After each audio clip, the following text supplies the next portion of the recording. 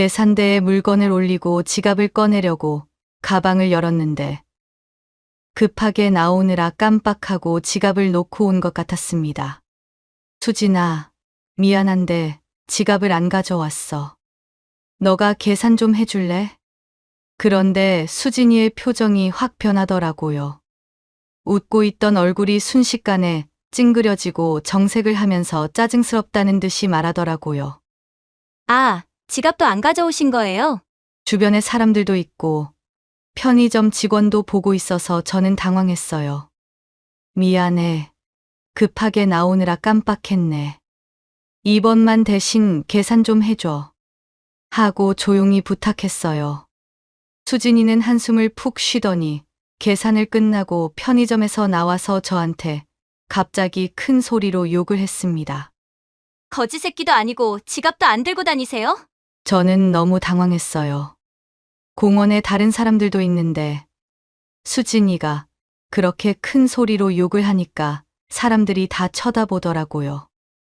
이 모든 일이 어떻게 시작되었는지 그 이야기를 처음부터 들려드릴게요. 이야기 시작 전 무료로 가능한 구독과 좋아요 부탁드려요.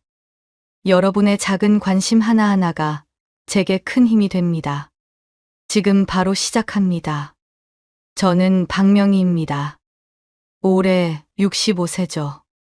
35년을 공무원으로 일하다가 정년퇴직을 했습니다. 길다면 길고 짧다면 짧은 시간이었는데 그 세월 동안 성실하게 일한 덕분에 퇴직금도 제법 나왔습니다. 남편은 저보다 몇 년 먼저 퇴직했는데 둘이 합친 퇴직금으로 뭔가 의미 있는 일을 하고 싶었어요. 그래서 결정한 게 부동산 투자였습니다. 요즘 집값이 워낙 비싸니까 젊은 사람들이 집 마련하기가 얼마나 어려운지 잘 알고 있었거든요. 부동산 중개사와 함께 이곳저곳 다니면서 알아보던 중에 눈에 들어온 건물이 있었어요. 5층짜리 빌라였는데 위치도 괜찮고 구조도 마음에 들었습니다. 가격도 우리 예산에 딱 맞았죠. 남편과 상의해 본 결과 이 빌라를 사기로 했어요. 처음에는 임대업으로 수익을 내려고 생각했었거든요. 그런데 아들 병호가 결혼을 앞두고 있었어요. 아들이 벌써 35살인데 신혼집 마련이 쉽지 않다고 하더라고요. 요즘 젊은 사람들 월급으로는 전세금도 구하기 어려운 시대잖아요. 그래서 생각해봤습니다. 우리 부부는 꼭대기층에 살고 아래층을 아들 부부에게 무료로 내주면 어떨까 하고요. 어차피 우리 아들인데 임대료 받을 필요가 뭐 있겠어요. 오히려 아들이 신혼집 걱정 없이 새 출발할 수 있다면 그것만으로도 충분하다고 생각했습니다. 남편한테 이 계획을 말했더니 남편도 좋은 아이디어라고 하더라고요. 아들 부부가 가까이 살면 나이 들어가는 저희에게도 든든할 것 같다고 했어요. 병우한테 전화를 걸어서 이 얘기를 했을 때 아들이 얼마나 고마워했는지 몰라요. 목소리가 떨리면서 정말 감사하다고 어머니 덕분에 큰 걱정을 덜었다고 하더라고요. 그 말을 듣는 순간 가슴이 뭉클했어요. 자식이 잘 되는 게 부모한테는 제일 큰 기쁨이잖아요. 결혼식이 끝나고 신혼여행에서 돌아온 아들 부부가 이사를 왔어요. 며느리 수진이를 처음 봤을 때는 정말 예쁘고 밝은 아이라고 생각했습니다. 웃는 모습도 귀엽고 말하는 것도 재미있고요. 저한테 인사할 때도 정말 정중하고 예의 바르게 했어요. 수진이가 저한테 다가와서 말했어요. 어머니, 정말 감사해요. 덕분에 신혼집 걱정 없이 새 출발할 수 있게 되었어요. 평생 은혜 잊지 않을게요. 그러면서 제 손을 꼭 잡더라고요. 그때 수진이 눈에서 진짜 눈물이 맺혀 있는 걸 봤어요. 저도 마음이 따뜻해졌습니다. 아, 이 아이가 정말 고마워하는구나.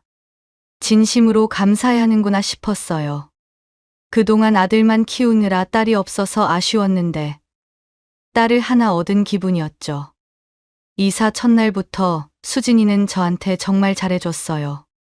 짐 정리하면서도 계속 위층으로 올라와서 안부를 묻고 뭐 필요한 거 없냐고 챙겨주고요.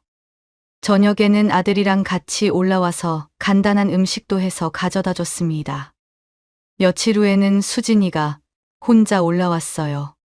어머니, 오늘 날씨가 너무 좋은데 같이 나가서 쇼핑할까요? 그러면서 제 팔짱을 끼더라고요. 저는 깜짝 놀랐어요. 이렇게 친근하게 대해주다니. 정말 딸 같다는 생각이 들었습니다. 처음 같이 나간 쇼핑이 얼마나 즐거웠는지 몰라요. 수진이가 이것저것 구경하면서 어머니 취향도 물어보고 어떤 옷이 어울릴지 골라주기도 하고요. 백화점에서 옷을 보다가 수진이가 말했어요. 어머니, 이 옷 정말 어울리실 것 같은데요. 한번 입어보세요. 저는 나이가 있으니까 너무 화려한 건 부담스럽다고 했더니 수진이가 정말 고급스럽고 우아한 스타일이라고 하더라고요. 그래서 한번 입어봤는데 정말 괜찮더라고요. 거울 앞에 서 있는데 수진이가 뒤에서 정말 예쁘세요 하고 칭찬해줬어요. 그때 수진이가 슬쩍 말하더라고요. 어머니, 저도 이런 옷 하나 있으면 좋을 텐데. 그러면서 자기가 고른 옷을 보여줬어요. 젊은 사람이 입을 만한 깔끔하고 예쁜 옷이었어요. 저는 당연히 사주겠다고 했습니다. 딸 같은 며느리에게 옷 한 벌 사주는 게 뭐가 대수겠어요. 그날 둘이서 옷도 사고 맛있는 점심도 먹고 정말 즐거운 시간을 보냈어요. 집에 돌아와서 남편한테 얘기했더니 남편도 며느리가 그렇게 다정하게 대해준다니 기분 좋다고 하더라고요. 그 이후로 수진이와 저는 정말 가까워졌어요. 일주일에 두세 번은 같이 나가서 쇼핑도 하고 맛있는 음식점도 찾아다니고요. 수진이가 워낙 활발하고 밝은 성격이라서 저도 덩달아 젊어지는 기분이었습니다. 어느 날은 수진이가 올라와서 말하더라고요. 어머니, 오늘 새로 생긴 이탈리안 레스토랑 가볼까요? 인터넷에서 봤는데 정말 맛있다고 하던데. 그러면서 환한 미소를 지었어요. 저도 새로운 음식 먹어보는 걸 좋아해서 가보자고 했죠. 그 레스토랑은 정말 분위기도 좋고 음식도 맛있었어요. 수진이가 이런저런 얘기를 재미있게 해줘서 시간 가는 줄 몰랐습니다. 신혼 얘기도 하고 앞으로 계획도 얘기하고요. 저는 정말 행복했어요. 이런 게 딸과 함께하는 즐거움이구나 싶었습니다. 수진이가 백화점 화장품 매장에서 이거저거 구경하는 모습이 정말 귀여웠어요. 평소에 관심은 많았지만 비싸서 엄두를 못 냈던 명품 화장품들을 신기해하면서 보더라고요. 매장 직원이 와서 시연해주면서 설명할 때 수진이 눈이 반짝반짝 빛나는 걸 봤어요. 정말 갖고 싶어 하는 게 보였거든요. 그래서 제가 사주겠다고 했더니 수진이가 깜짝 놀라면서 그럴 필요 없어요 라고 하더라고요. 하지만 저는 딸 같은 며느리가 예뻐지고 싶어 하는데 안 사줄 이유가 없었습니다. 그때 수진이가 제 손을 잡으면서 말했어요. 어머니, 정말 감사해요. 저한테 이렇게 잘해주셔서. 그 말을 들으니까 가슴이 따뜻해졌어요. 역시 베풀면 돌아오는 법이라고 생각했습니다. 생일 때도 그랬어요. 수진이 생일이 다가오니까 뭘 선물할지 고민하고 있었는데 수진이가 슬쩍 말하더라고요. 어머니, 요즘 명품 가방이 정말 예쁘더라고요. 그러면서 인터넷으로 보여주는데 정말 고급스럽고 예쁜 가방이었어요. 저는 망설임 없이 그 가방을 생일 선물로 사줬어요. 수진이가 선물을 받고 얼마나 좋아했는지 몰라요. 정말 어린아이처럼 기뻐하더라고요. 그 모습을 보니까 저도 덩달아 기분이 좋아졌습니다. 그렇게 행복한 시간들이 계속 이어졌어요.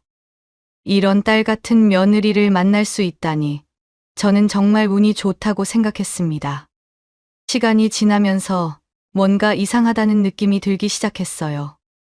처음에는 그냥 제 착각이겠지 하고 넘어갔는데 자꾸 반복되니까 무시할 수가 없더라고요. 제일 먼저 눈치챈 건 식당에서였어요. 수진이랑 같이 맛집 탐방을 자주 했거든요. 분위기 좋은 레스토랑에서 식사를 마치고 계산하러 일어나면 수진이가 급하게 사라지는 거예요. 잠깐만요. 화장실 좀 다녀올게요. 처음에는 정말 급해서 그러나 보다 했어요. 그런데 매번 그러는 거예요.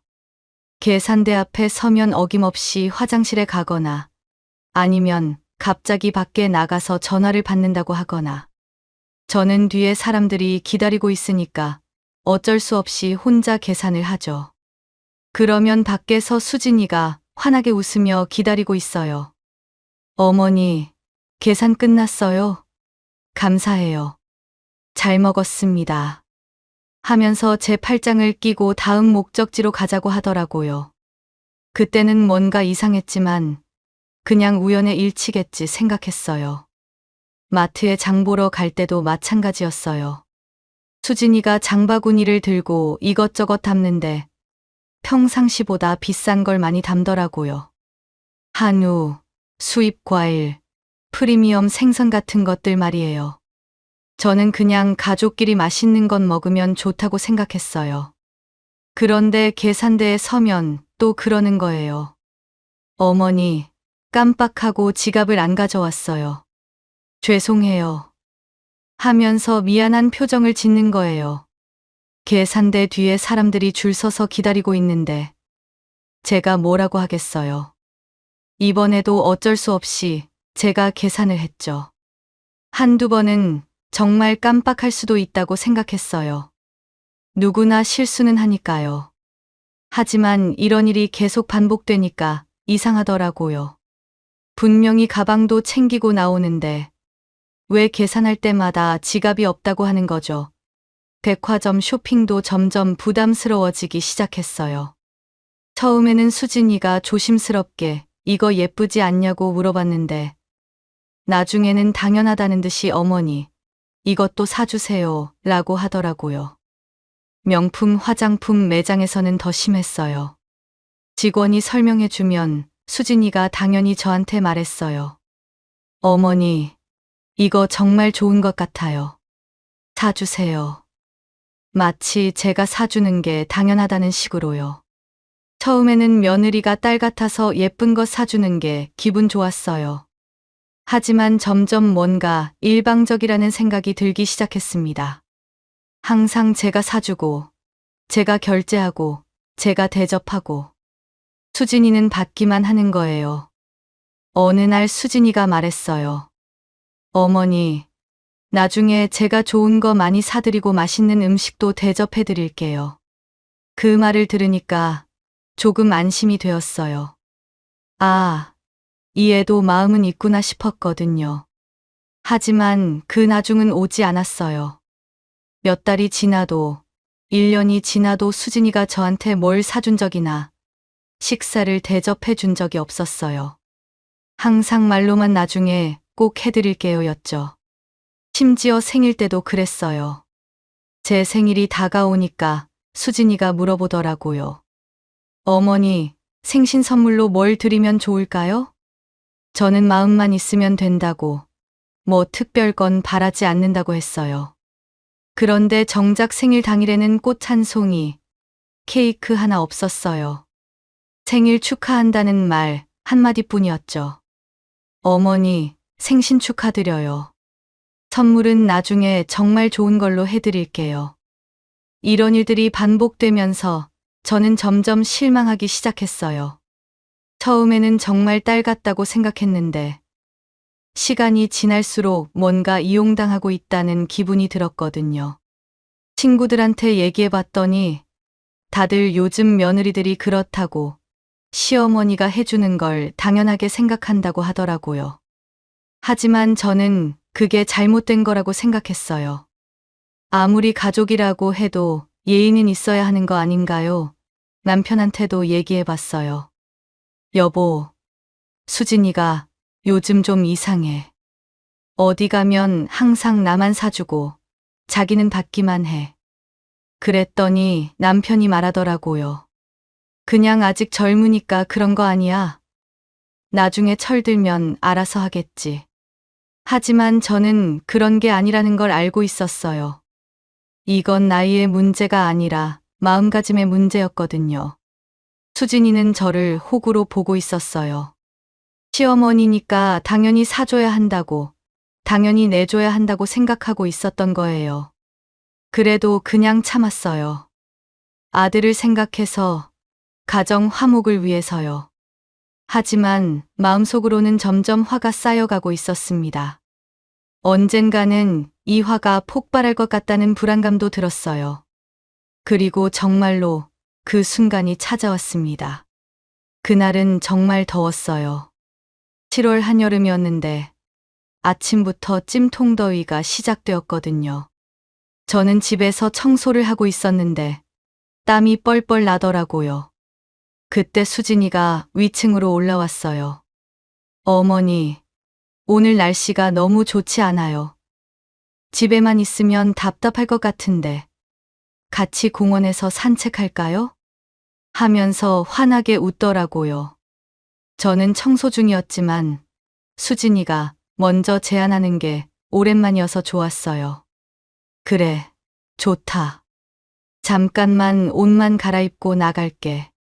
하고 급하게 옷을 갈아입었어요. 집 앞 공원은 나무가 많아서 그늘이 있을 거라고 생각했는데 막상 나가보니 바람도 안 불고 정말 후덥지근했어요. 그래도 수진이가 즐겁게 얘기하면서 걸으니까 괜찮았어요. 한 30분 정도 걸었을까요? 저는 점점 숨이 차고 어지럽기 시작했어요. 나이가 있다 보니까 더위를 예전만큼 잘 견디지 못하겠더라고요. 땀도 계속 나고 목도 말라서 견딜 수가 없었어요. 수진아, 너무 더워서 그런데 편의점에서 물 하나 사 먹자. 제가 말했더니 수진이도 알겠다고 하더라고요. 네, 좋아요. 저도 목말라서 그러려고 했어요. 편의점에 들어가니까 에어컨 바람이 시원하게 나와서 정말 살 것 같았어요. 저는 냉장고에서 생수 한 병을 꺼냈어요. 수진이도 음료수 하나를 집더니 계속 편의점 안을 돌아다니더라고요. 그런데 수진이가 물이나 음료수만 고르는 게 아니었어요. 핸드폰 충전기를 하나 집더니 양말도 집고 과자도 몇 개 집는 거예요. 저는 이상해서 물어봤어요. 수진아, 이거 왜 사려고 해? 수진이가 대답했어요. 아, 마침 필요했는데 여기서 파네요. 충전기는 집에 있는 게 고장났고 양말은 떨어져 가고 있었어요. 그러면서 계속 이것저것 장바구니에 담더라고요. 저는 좀 어이가 없었어요. 산책 나온다고 해서 급하게 따라 나왔는데 갑자기 편의점에서 쇼핑을 하고 있는 거예요. 하지만 뭐 필요한 거면 사면 되지 하고 그냥 넘어갔어요. 계산대에 가서 물건들을 올려놨어요. 물과 음료수, 충전기, 양말, 과자까지 해서 총 2만 원 정도 나왔어요. 저는 당연히 지갑을 꺼내려고 가방을 열어봤는데 깜짝 놀랐어요. 지갑이 없는 거예요. 청소하다가 급하게 옷만 갈아입고 나오느라 안 가지고 나왔던 거예요. 평소에는 가방 정리를 꼼꼼히 하는데 그날은 수진이가 재촉해서 정신없이 나온 거였거든요. 앞에서는 편의점 직원이 기다리고 있고 뒤에는 다른 손님들이 줄을 서 있었어요. 저는 어쩔 수 없이 수진이한테 말했습니다. 수진아, 미안한데 지갑을 안 가져왔어. 너가 계산 좀 해줄래? 그런데 수진이의 표정이 확 변하더라고요. 웃고 있던 얼굴이 순식간에 찡그려지고 정색을 하면서 짜증스럽다는 듯이 말하더라고요. 아, 지갑도 안 가져오신 거예요? 주변에 사람들도 있고 편의점 직원도 보고 있어서 저는 당황했어요. 미안해. 급하게 나오느라 깜빡했네.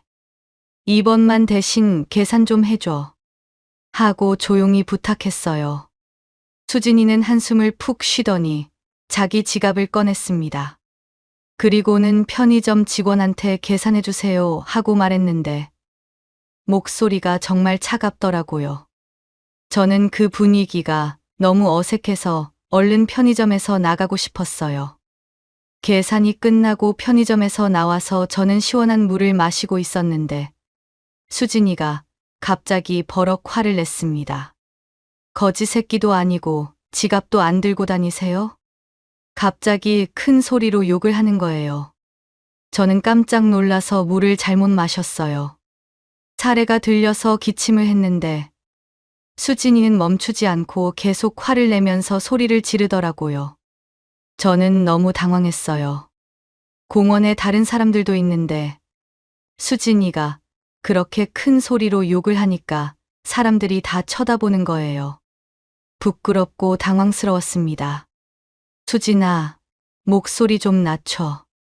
사람들이 다 쳐다보잖아. 수진이는 더 화를 냈어요. 뭐가 부끄러워요. 지갑도 안 들고 다니는 게 부끄러운 거지. 하면서 계속 소리를 지르더라고요. 그리고 갑자기 핸드폰을 꺼내더니 뭔가를 빠르게 쳤어요. 그러고는 저한테 보여주면서 말했어요. 오늘 편의점에서 산 거 돈 보내주세요. 어머니가 가자고 해서 간 건데 제가 왜 내야 해요? 문자 내용을 보니까 수진이 계좌번호와 함께 정확히 2만 원이라고 적어놨더라고요. 저는 정말 어이가 없었어요. 그동안 제가 수진이한테 얼마나 많이 사줬는데 2만 원 때문에 이렇게 욕까지 하면서 난리를 치다니. 알겠어. 집에 가서 보내줄게. 저는 더 이상 공원에 있고 싶지 않았어요. 사람들도 계속 쳐다보고 있었고 수진이는 아직도 화가 안 풀린 표정으로 서 있었거든요. 집으로 돌아가는 길에 수진이는 한마디도 안 했어요. 저도 할 말이 없었고요. 그냥 빨리 집에 들어가서 이 상황을 정리하고 싶었어요. 집에 도착해서 수진이가 아래층으로 내려가고 저는 5층으로 올라왔어요. 문을 닫고 소파에 앉으니까 갑자기 눈물이 나더라고요. 억울하고 화나고 서러운 감정이 한꺼번에 밀려왔어요. 그동안 저는 수진이를 정말 딸처럼 생각하고 아껴줬어요. 옷도 사주고 명품 화장품도 사주고 맛있는 음식도 사주고. 그런데 지갑 한 번 깜빡했다고 거지 새끼라고 욕을 하다니. 그것도 사람들 앞에서요. 가슴이 답답해서 견딜 수가 없었어요. 화장실에 가서 찬물로 세수를 했는데 거울 속 제 얼굴이 너무 초라해 보이더라고요. 이렇게 당해도 되는 건가 하는 생각이 들었어요. 저는 결심했습니다. 이제는 더 이상 참지 않겠다고. 지금까지는 가족이니까, 며느리니까 하면서 참아왔지만 이제는 안 되겠다고 생각했어요. 수진이가 저한테 한 짓들을 다 돌려받아야겠다고 마음먹었습니다. 그날 밤 남편한테 낮에 편의점에서 있었던 일을 얘기했어요. 남편도 깜짝 놀라더라고요. 뭐, 거지 새끼라고 했다고? 하면서 화를 내더라고요. 여보, 이제는 더 이상 못 참겠어. 뭔가 대책을 세워야겠어. 제가 말하니까 남편도 고개를 끄덕였어요. 그래, 그 정도면 도가 지나친 거야. 우리가 너무 봐준 것 같네. 그날 밤 잠이 안 와서 계속 생각했어요. 어떻게 하면 수진이한테 제대로 된 교훈을 줄 수 있을까? 그동안 당한 걸 어떻게 하면 돌려받을 수 있을까? 머릿속으로 계속 계획을 세웠습니다. 다음 날 아침, 저는 일찍 일어나서 노트북을 켰어요. 마음을 정리하고 구체적으로 계산을 해보기로 했거든요. 지금까지 감정적으로만 생각했는데, 이제는 냉정하게 숫자로 따져볼 때가 된 것 같았어요. 먼저 은행 홈페이지를 열어서 카드 사용 내역을 확인해 봤어요. 수진이가 이 빌라에 이사 온 게 3년 전이니까 그때부터 지금까지의 내역을 쭉 살펴봤습니다. 처음에는 별거 아니겠지 했는데 막상 계산해 보니까 깜짝 놀랐어요. 백화점에서 옷 사준 것만 해도 한 벌에 30만 원에서 50만 원씩 했거든요. 계절마다 몇 벌씩 사줬으니까 옷값만 해도 몇백만 원이에요. 화장품은 더 심했어요. 한 번 갈 때마다 기초 화장품 세트나 향수, 파운데이션 등등 최소 20만 원에서 50만 원씩 나갔어요. 그것도 한두 번이 아니라 몇 달에 한 번씩은 꼭 사줬거든요. 생일 선물로 사준 명품 가방은 120만 원이었어요. 그 외에도 크고 작은 선물들이 수없이 많았어요. 목걸이, 반지, 시계 등등. 하나하나는 큰 돈이 아닌 것 같았는데 다 합치니까 어마어마한 금액이더라고요. 식비도 만만치 않았어요. 일주일에 두세 번씩 좋은 레스토랑에 가서 식사를 했는데 한 번에 10만 원에서 15만 원씩 나갔어요. 특별한 날에는 20만 원이 넘는 곳도 갔고요. 이것도 3년 동안 계속했으니까 엄청난 금액이에요. 마트나 백화점에서 장보기, 카페에서 비싼 음료 마시기 등등 자잘한 것들도 다 합치니까 정말 무시할 수 없는 돈이었어요. 계산기를 두드려가면서 대략적으로나마 계산해봤는데 3년 동안 수진이한테 쓴 돈이 거의 4천만 원에 가까웠어요. 한 달 평균으로 치면 100만 원이 넘는 거예요. 저는 의자에 등을 기대고 한숨을 쉬었어요. 정말 어이가 없었거든요. 제가 1년에 받는 연금보다 더 많은 돈을 며느리 한 명한테 썼다는 게 말이 되나요? 그때 문득 생각해봤어요. 수진이가 저한테 사준 게 뭐가 있나 하고요. 정말 하나도 기억이 안 나더라고요. 생일 선물은커녕 간단한 꽃 한 송이, 케이크 하나 사준 적이 없었어요. 항상 나중에 꼭 해드릴게요 라는 말뿐이었거든요. 심지어 제가 아플 때도 그랬어요. 작년에 감기가 심하게 걸려서 며칠 누워 있었는데 수진이는 한 번도 안부를 묻지 않았어요. 죽이나 과일 하나 사다 주지도 않고요. 반대로 수진이가 조금만 아파도 저는 온갖 정성을 다 기울였어요. 몸보신할 수 있는 음식도 해다 주고 병원비도 제가 냈고 약값도 제가 냈어요. 정말 친아들보다 더 잘해줬던 것 같아요. 이렇게 생각하니까 더 화가 났어요. 그동안 제가 얼마나 바보같이 당했는지 깨달았거든요.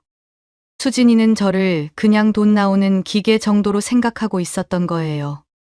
필요할 때만 찾아와서 돈 뽑아가는 기계요. 특히 편의점에서 거지 새끼라고 욕한 게 계속 머릿속에 맴돌았어요. 그동안 4천만 원이나 써준 사람한테 고작 2만 원 때문에 그런 욕을 한다는 게 정말 어이가 없었어요. 저는 노트북을 닫고 거실을 왔다 갔다 하면서 생각했어요. 이제 어떻게 해야 할까? 그냥 참고 넘어가야 할까? 아니면 뭔가 행동을 해야 할까? 남편이 방에서 나왔더니 제가 심각한 표정으로 있는 걸 보고 물어봤어요. 무슨 생각을 그렇게 심각하게 해? 여보, 내가 계산해봤는데 수진이한테 3년 동안 4천만 원 가까이 썼더라고. 한 달에 100만 원씩 쓴 셈이야. 제가 말하니까 남편도 깜짝 놀라더라고요. 뭐, 4천만 원. 그렇게 많이? 남편이 믿기지 않는다는 표정으로 물어봤어요.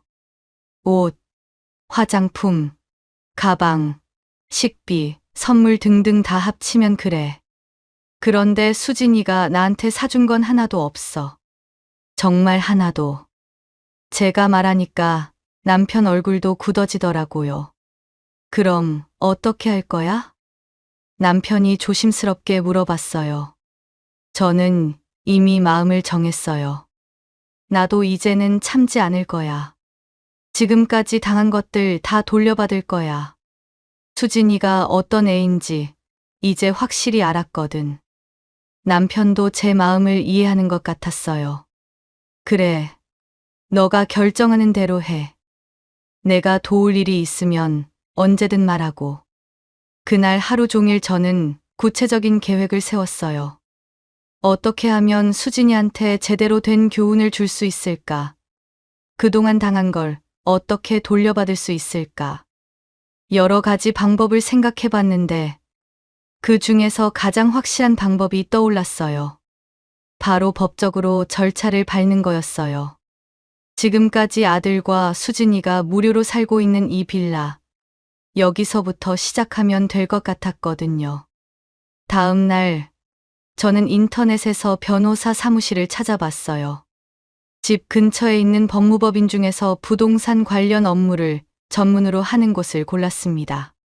전화로 상담 예약을 잡고 바로 다음 날 방문했어요. 변호사는 40대 중반 정도로 보이는 차분하고 신뢰감이 가는 분이었어요. 저는 지금까지 있었던 일들을 자세히 설명했습니다. 3년 전에 빌라를 사서 아들 부부에게 무료로 내준 것부터 며느리의 갑질과 편의점에서 있었던 욕설까지요. 변호사가 차근차근 들어보더니 말하더라고요. 어머님, 일단 부동산 관련해서는 충분히 법적 조치가 가능합니다. 3년간 무상으로 거주하게 해주신 것에 대해 사용료를 청구할 수 있어요. 그게 가능한가요? 제가 물어봤더니 변호사가 자세히 설명해 줬어요. 물론입니다. 비록 가족이라고 하더라도 부동산 사용에 대한 정당한 대가는 청구할 수 있어요. 특히 이 경우에는 명확한 임대차 계약서도 없이 단순히 선의로 내어준 것이니까 언제든지 정상적인 임대료를 요구하거나 퇴거를 요청할 수 있습니다. 저는 조금 더 구체적으로 물어봤어요. 그럼 지금까지 3년간 무료로 살게 해준 것도 돈으로 계산해서 받을 수 있나요? 네, 가능합니다. 현재 그 지역의 월세 시세를 기준으로 계산하면 됩니다. 혹시 몇 평 정도 되나요? 변호사가 물어봤어요. 30평 정도 됩니다. 제가 답하니까 변호사가 노트북을 열어서 뭔가 검색해 보더라고요. 그 지역 30평대 빌라의 월세가 현재 시세로 120만 원 정도 되네요. 3년이면 36개월이니까 총 4,320만 원 정도의 사용료를 청구할 수 있습니다. 저는 깜짝 놀랐어요. 제가 어제 계산한 며느리한테 쓴 돈과 비슷한 금액이더라고요. 정말 그렇게 청구할 수 있나요? 네. 법적으로는 충분히 가능합니다. 다만 가족 간의 일이니까 한 번에 다 받기보다는 앞으로의 월세와 함께 분할로 받는 방법도 있고요. 아니면 아예 퇴거를 요청하는 것도 가능합니다. 변호사가 여러 가지 방법을 제시해 줬는데 저는 가장 강력한 방법을 원했어요. 이제는 더 이상 봐줄 생각이 없었거든요. 선생님, 가장 확실한 방법으로 하고 싶어요. 내용 증명도 보내고 법적 절차도 밟고 싶습니다. 제가 말하니까 변호사가 고개를 끄덕이더라고요. 알겠습니다. 그럼 내용 증명을 작성해서 발송하겠습니다. 지금까지 3년간의 사용료와 앞으로의 월세, 그리고 한 달 안에 응답하지 않으면 퇴거 절차를 진행하겠다는 내용으로 작성하면 됩니다. 변호사가 내용 증명 초안을 작성해 줬는데 내용이 정말 전문적이고 강력했습니다. 법적 근거도 명확하게 제시되어 있고 기한도 분명하게 명시되어 있었어요. 이 내용 증명이 도착하면 여느님이 꽤 놀라실 것 같은데요. 변호사가 말하더라고요. 그게 목적이에요. 지금까지 저를 너무 만만하게 본 것 같아서 이제는 제대로 된 경고를 주려고요. 제가 답했더니 변호사 거 이해한다는 표정으로 고개를 끄덕였어요. 수수료와 내용 증명 발송 비용을 지불하고 사무실을 나왔습니다. 마음이 좀 시원해지는 것 같았어요. 드디어 제대로 된 대응을 시작한다는 생각이 들었거든요. 집에 돌아와서 남편한테 변호사와 상담한 내용을 얘기했어요. 잘했다. 이제 확실하게 하자. 남편도 지지해 주더라고요. 그 후 며칠 동안은 수진이와 마주치지 않았어요. 아마 수진이도 편의점에서 너무 심했다는 생각이 드는 것 같았거든요. 평소 같으면 올라와서 이런저런 얘기를 했을 텐데 며칠 동안 조용하더라고요. 저는 오히려 그게 좋았어요. 내용 증명이 도착하기 전까지는 조용히 지내는 게 나을 것 같았거든요. 폭풍전의 고요함이라고 할까요? 일주일 후 내용 증명이 발송되었다고 변호사 사무실에서 연락이 왔어요. 보통 하루 이틀 후면 도착할 거라고 하더라고요. 저는 가슴이 두근두근했습니다. 드디어 시작되는구나 하는 생각이 들었거든요. 그리고 정말로 다음 날 그 내용 증명이 아들 부부에게 도착했습니다. 그날 오후 2시쯤이었어요. 저는 집에서 TV를 보고 있었는데 갑자기 아래층에서 소란스러운 소리가 들렸어요. 이게 뭐야? 이게 뭐냐고. 수진이가 소리를 지르는 것 같았어요. 그 다음에 아들 병호의 목소리도 들렸어요. 잠깐, 진정해봐. 천천히 읽어보자. 뭔가 심각한 일이 벌어진 것 같았어요. 저는 이미 내용 증명이 도착한 걸 알고 있었지만 일단 모르는 척하고 있었거든요. 10분 정도 지나니까 병호가 위층으로 올라왔어요. 얼굴이 새하얗게 질려서 정말 당황한 기색이 역력했어요. 손에는 그 내용 증명을 들고 있었고요. 어머니, 이게 뭐예요? 병호가 떨리는 목소리로 물어봤어요. 저는 침착하게 대답했어요. 뭐가? 이거요.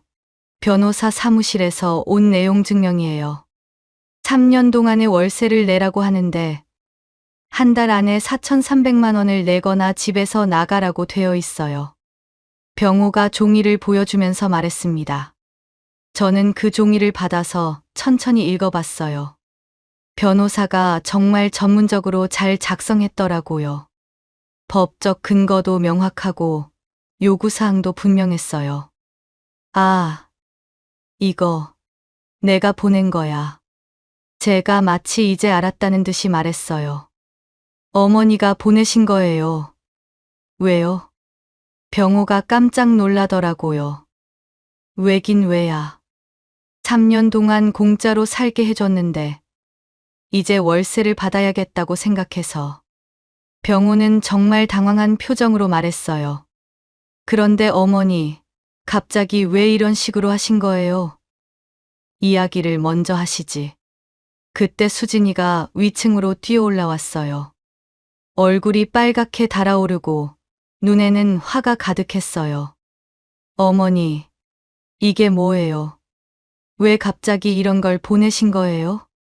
저는 수진이를 차분히 바라보면서 말했어요.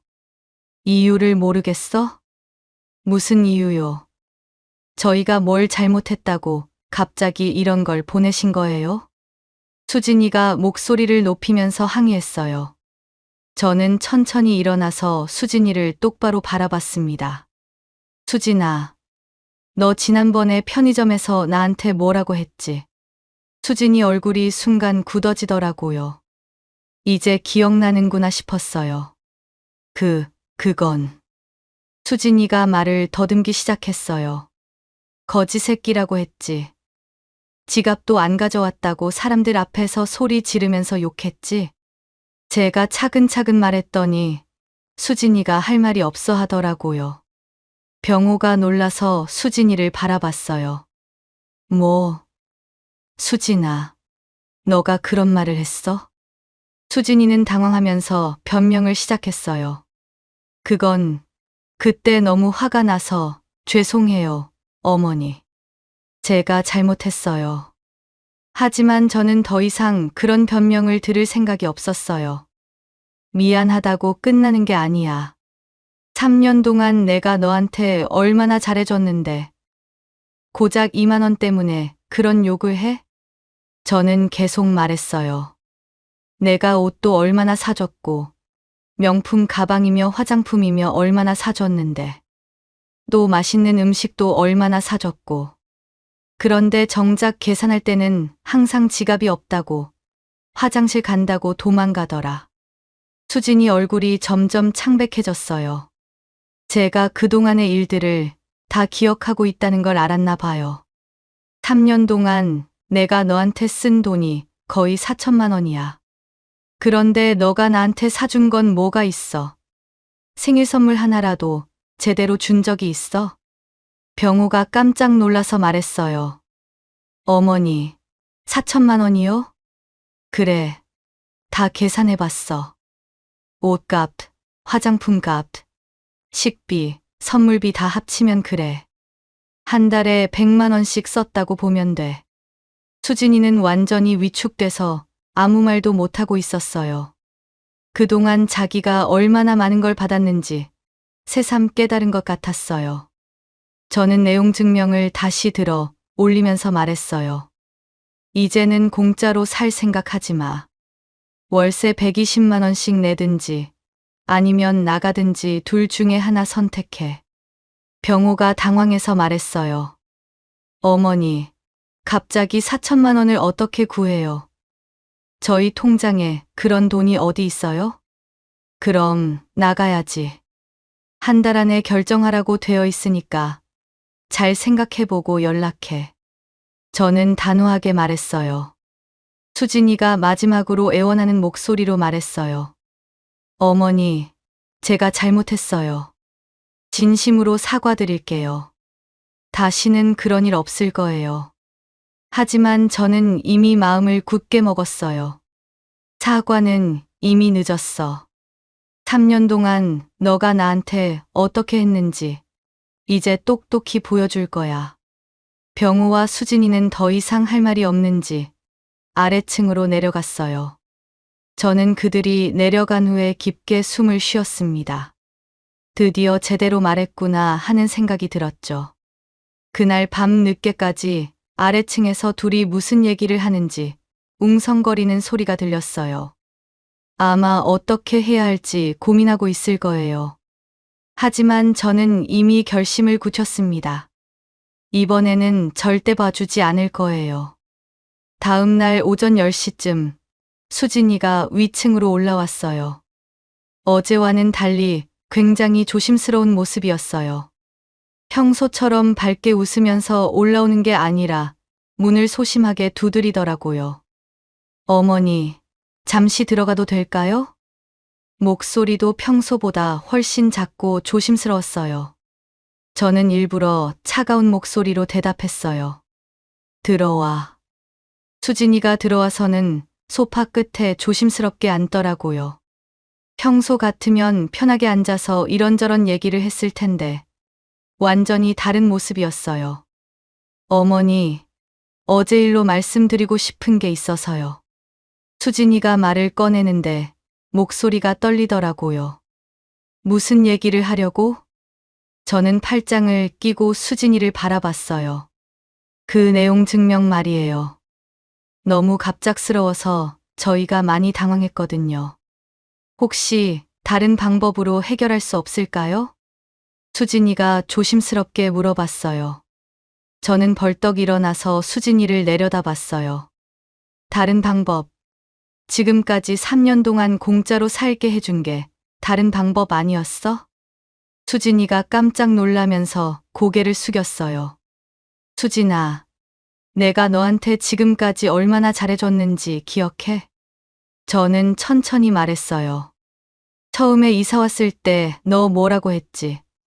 평생 은혜 잊지 않겠다고. 딸처럼 잘해달라고 그랬잖아. 그래서 내가 정말 딸처럼 생각하고 아껴줬어. 수진이는 고개를 들지 못하고 계속 숙이고 있었어요. 백화점 가서 옷 사달라고 하면 안 사준 적이 있어. 화장품 사달라고 하면 안 사준 적이 있어. 생일 선물로 120만 원짜리 가방 사달라고 해도 사줬잖아. 저는 수진이를 쳐다보며 계속 말했어요.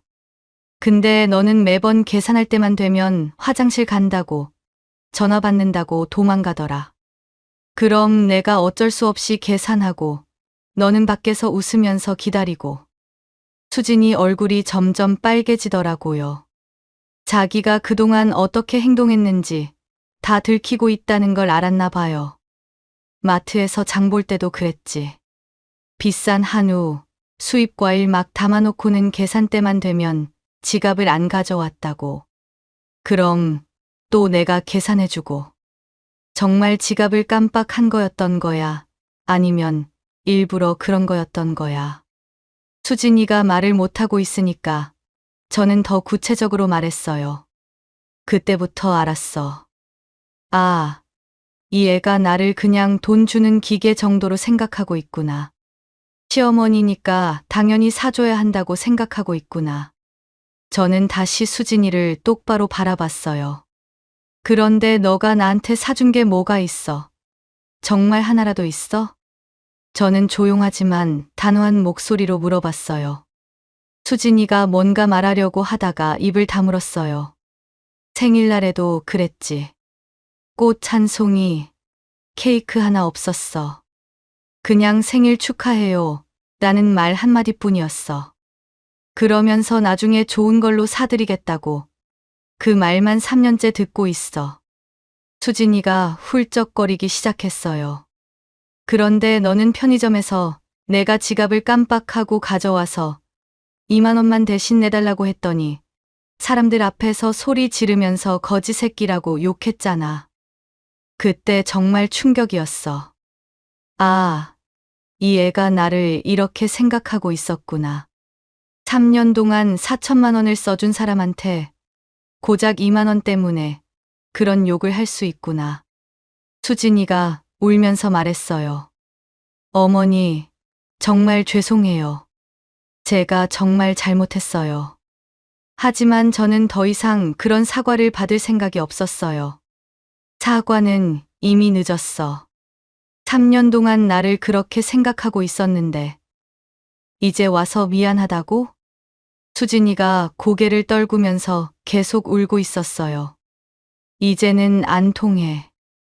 그동안 내가 너무 봐줬나 봐. 이제부터는 정말 법대로 할 거야. 밀린 월세를 내든지 아니면 나가든지. 저는 마지막으로 단호하게 말했어요. 한 달 안에 결정해. 4천만 원 구해서 그동안 월세 다 내고 앞으로도 매달 120만 원씩 낼 거면 계속 살아도 돼. 아니면 짐 싸서 나가든지. 수진이가 마지막으로 애원하는 목소리로 말했어요. 어머니, 정말 한 번만 더 기회를 주세요. 제가 정말 잘할게요. 하지만 저는 고개를 저었어요. 기회는 이미 3년 동안 충분히 줬어. 이제는 끝이야. 수진이는 그냥 눈물만 흘리며 아래층으로 내려갔어요. 저는 그 모습을 보면서 마음이 좀 시원해지는 걸 느꼈습니다. 드디어 제대로 말했구나 싶었거든요. 그 후 일주일 동안 아래층은 조용했어요. 평소 같으면 수진이가 올라와서 이런저런 얘기를 했을 텐데 완전히 조용하더라고요. 아마 어떻게 해야 할지 고민하고 있을 거예요. 남편이 저한테 혹시 마음이 바뀌었냐고 물어봤는데 저는 단호하게 절대 아니라고 답했어요. 이미 선을 그었는데 이제 와서 물러설 생각은 없었거든요. 일주일이 지나고 변호사 사무실에서 연락이 왔어요. 상대방에게서 아무 연락이 없다고 기한이 얼마 남지 않았으니 확인해 보라고 하더라고요. 저는 병우한테 전화를 걸었어요. 병우야, 내용 증명 받은 지 벌써 일주일 지났는데 언제까지 생각할 거야? 병우 목소리가 정말 피곤해 보였어요. 어머니, 솔직히 저희가 그런 큰 돈을 어떻게 구해요? 대출도 한계가 있고 통장에 그런 돈이 있을 리가 없잖아요. 그럼 이사 준비해야지. 시간이 얼마 남지 않았어. 제가 말하니까 병호가 한숨을 쉬더라고요.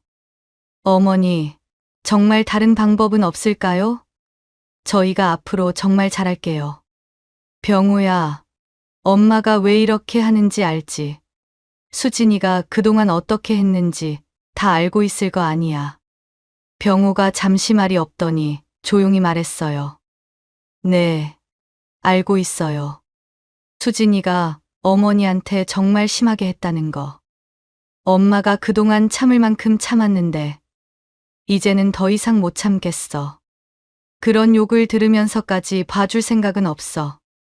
병호가 깊은 한숨을 쉬면서 대답했어요. 알겠어요. 이사할 곳을 알아볼게요. 전화를 끊고 나니까 마음이 좀 복잡했습니다. 아들한테까지 이런 상황을 만들게 되어서 미안한 마음도 들었거든요. 며칠 후 병호가 위층으로 올라왔어요. 얼굴이 많이 상해 보였어요. 어머니, 저희 이사할 곳을 구했어요. 병호가 조용히 말했어요. 어디로? 제가 물어봤어요. 여기서 15분 거리에 있는 빌라인데 15평짜리예요. 보증금이 많이 들어서 지금 있는 돈 다 쓰고 대출도 받아야 해요. 15평이면 지금 30평의 절반도 안 되는 크기였어요. 부부가 살기에는 정말 작은 곳이죠. 그럼 언제 이사할 거야? 제가 물어봤어요. 다음 주 토요일에 이사하려고 해요. 짐이 많지 않으니까 하루면 될 것 같아요. 병호가 말하는데 목소리가 많이 처져 있었어요. 아마 수진이랑도 많이 싸웠을 거예요. 그래, 알았어. 저는 담담하게 대답했어요. 어머니, 그런데 병호가 망설이더니 조심스럽게 물어봤어요. 정말 이렇게 해야 해요? 저는 병호를 똑바로 바라보면서 말했어요. 병호야, 너도 이제 현실을 받아들여. 수진이가 그동안 나한테 어떻게 했는지 너가 제일 잘 알잖아. 그래도 가족인데. 병호가 마지막으로 말했어요. 가족이니까 그동안 참아준 거야. 근데 가족이라고 해서 무조건 참아줄 수는 없어. 수진이가 먼저 그 선을 넘었거든. 병호가 더 이상 할 말이 없어서 고개를 끄덕이고 아래로 내려갔어요. 그날 저녁에는 아래층에서 정말 시끄럽게 소리가 났어요.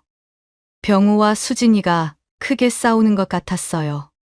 수진이 울면서 소리 지르는 것도 들렸고 병호가 화내는 소리도 들렸어요.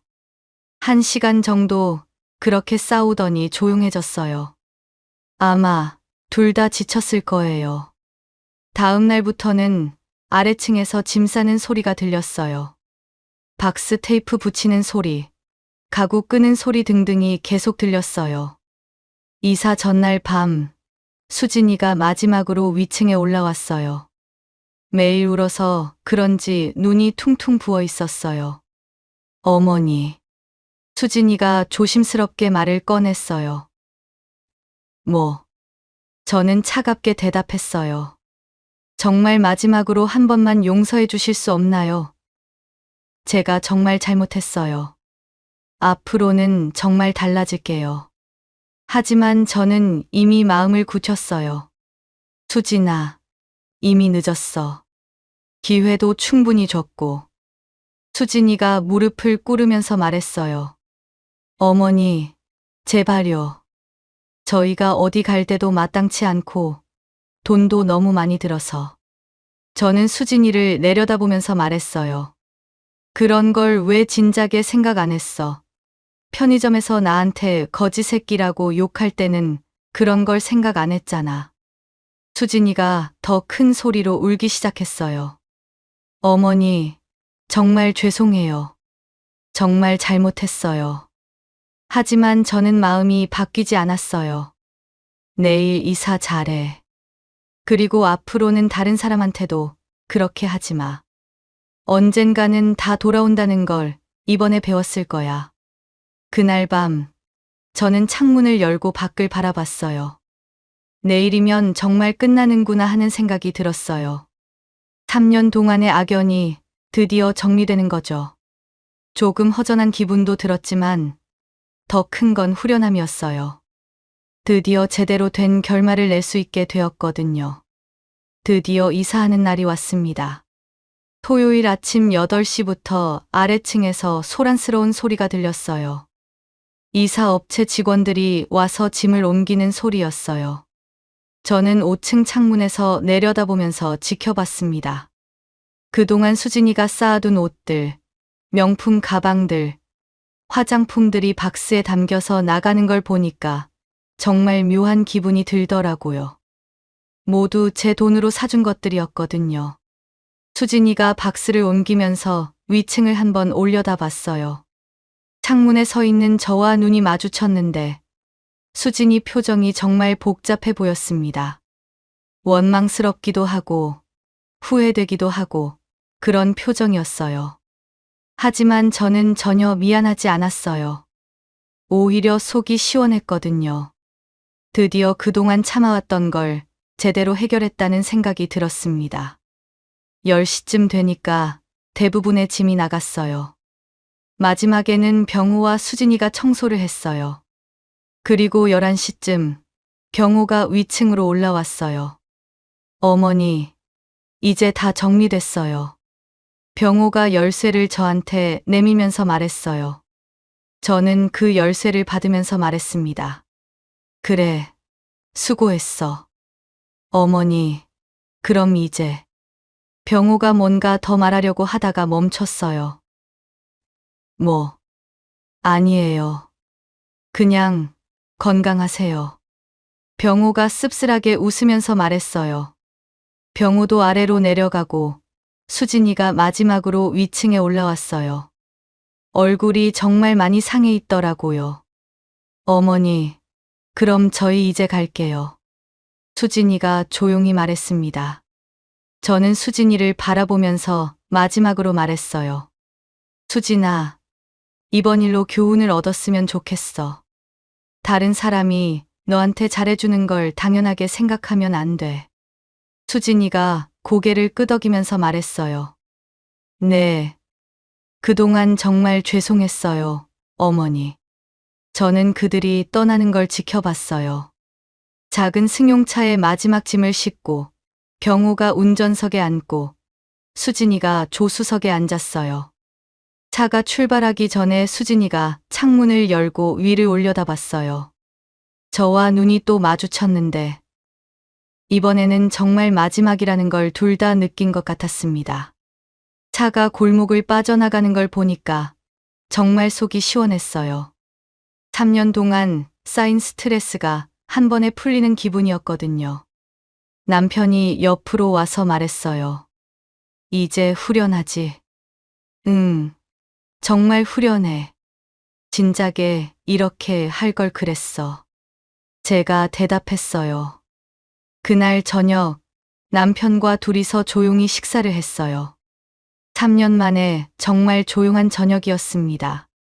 아래층에서 올라오는 소리도 없고 갑자기 올라와서 이런저런 요구를 하는 사람도 없고요. 아래층은 다시 임대로 놓을까 생각 중이야. 이번에는 제대로 된 임대차 계약서를 쓰고 월세도 받으면서 제가 말했어요. 좋은 생각이야. 이제는 확실하게 하는 게 좋겠어. 남편이 동의했어요. 한 달 후 아래층에 새로운 세입자가 들어왔어요. 신혼부부였는데 정말 예의 바르고 좋은 사람들이더라고요. 매달 월세도 제때 내고 층간소음도 전혀 없고 가끔 과일이나 떡 같은 걸 갖다 주기도 해요. 이런 게 정상적인 관계구나 하는 걸 새삼 느꼈어요. 서로 예의를 지키고 감사할 줄 알고 당연하게 생각하지 않는 관계요. 가끔 병호한테서 연락이 와요. 안부 인사 정도만 하고요. 수진이는 한 번도 연락하지 않았어요. 아마 저한테 연락할 면목이 없을 거예요. 들리는 얘기로는 둘이 작은 빌라에서 힘들게 살고 있다고 해요. 수진이는 아르바이트도 하고 살림도 더 절약하면서 살고 있다고 하더라고요. 그제서야 현실을 알게 된 거죠. 어느 날 우연히 마트에서 수진이를 봤어요. 예전처럼 비싼 브랜드 옷을 입고 있지 않고 소박한 옷을 입고 있더라고요. 장바구니에는 할인 상품들만 들어 있었고요. 수진이도 저를 봤는데 눈인사만 하고 지나갔어요. 예전 같으면 달려와서 애교를 부렸을 텐데 이제는 그럴 수도 없죠. 그 모습을 보니까 조금 안쓰럽기도 했지만 후회되지는 않았어요. 지금 저는 정말 평화롭게 살고 있어요. 아래층 세입자들은 정말 좋은 사람들이고 매달 월세 120만 원도 꼬박꼬박 들어와서 생활에도 여유가 생겼어요. 가끔 친구들이 그래도 며느리인데 너무 심하게 한 거 아니냐고 하는데 저는 전혀 그렇게 생각하지 않아요. 3년 동안 4천만 원어치 퍼주고 온갖 좋은 일 다 해줬는데 그 대가로 욕먹고 무시당할 이유는 없거든요. 어제는 아래층 세입자 아내가 위층으로 올라와서 시장에서 과일을 샀다면서 먹어보라고 갖다 줬어요. 마음이 담긴 선물이라서 너무 고마웠어요. 이런 게 바로 정상적인 관계구나 하는 걸 느꼈어요. 억지로 비싼 걸 사달라고 하지도 않고 받기만 하지도 않고 서로 주고받으면서 지내는 거요. 저는 창문 앞에 서서 아래층을 내려다봤어요. 이제는 정말 제 공간이 된 것 같았습니다. 아무도 함부로 올라와서 이런저런 요구를 하지 않고 매달 정당한 대가도 받으면서 살 수 있게 되었거든요. 그동안 참아왔던 시간들이 떠올랐어요. 수진이가 백화점에서 비싼 옷을 사달라고 할 때, 식당에서 매번 계산을 회피할 때, 명품 가방을 사달라고 할 때, 그 모든 순간들을 참아냈던 제 자신이 대견했어요. 하지만 가장 잊을 수 없는 건 편의점에서 거지 새끼라고 욕을 들었을 때예요. 그때의 모욕감과 분노가 없었다면 아마 지금까지도 계속 당하고 살았을 거예요. 사람들은 가끔 그래도 가족인데 라고 하지만 가족이라고 해서 무조건 참아야 하는 건 아니라고 생각해요. 가족일수록 더 예의를 지켜야 하고 더 감사할 줄 알아야 하는 거죠. 저는 이번 일을 통해서 많은 걸 배웠어요. 아무리 선의로 베풀어도 그걸 당연하게 생각하는 사람에게는 그냥 호구가 되는 거라는 거요. 때로는 단호하게 선을 그어야 한다는 것도 배웠고요. 처음에는 남편도 좀 걱정했었는데 지금은 완전히 제 편이 되어서 지지해주고 있어요. 저는 미소를 지으면서 창밖을 바라봤어요. 하늘이 정말 맑고 파랗더라고요. 마치 제 마음처럼 깨끗하게 정리된 기분이었어요. 그동안 쌓여있던 스트레스와 억울함, 분노가 모두 해결되니까 몸도 마음도 훨씬 가벼워진 기분이었어요. 이제는 아무에게도 눈치 보지 않고 이용당하지도 않으면서 당당하게 살 수 있게 되었거든요. 가끔 수진이가 어떻게 살고 있을까 궁금하기도 해요. 아마 이제는 현실을 알게 되어서 많이 달라졌을 거예요. 세상에 공짜는 없다는 것, 다른 사람의 호의를 당연하게 생각하면 안 된다는 것을 배웠을 거고요. 앞으로는 더 현명하게 살 수 있을 거라고 생각해요. 저는 이번 일이 모든 사람에게 교훈이 되었으면 좋겠어요. 베푸는 사람의 마음을 함부로 대하면 안 된다는 것, 가족이라고 해서 무조건 참아주는 건 아니라는 것, 그리고 모든 행동에는 그에 따른 결과가 있다는 것을요. 지금 저는 정말 속이 시원하고 만족스러워요. 그동안 억눌려 있던 제 자존심도 되찾았고 당당함도 되찾았어요. 무엇보다 더 이상 아무에게도 이용당하지 않는다는 자신감이 생겼거든요. 지금까지 이야기 들어주셔서 감사합니다. 구독과 좋아요 부탁드려요. 여러분의 작은 관심 하나하나가 제게 큰 힘이 됩니다.